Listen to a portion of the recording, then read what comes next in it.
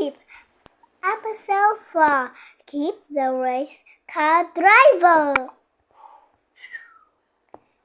I want to drive a car, said Kip.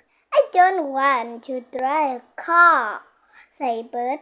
Cars are too fast. Vroom, vroom, said Kip.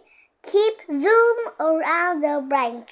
I am a race car driver, he said.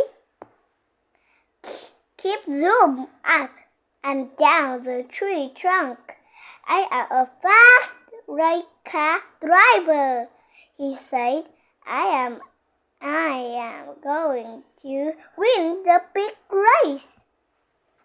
Bert was watching Kip. Be careful, Kip, he said. Vroom, vroom, vroom, said Kip.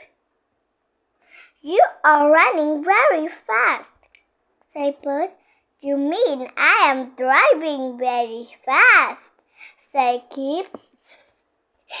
And you are not being very careful, said Bert.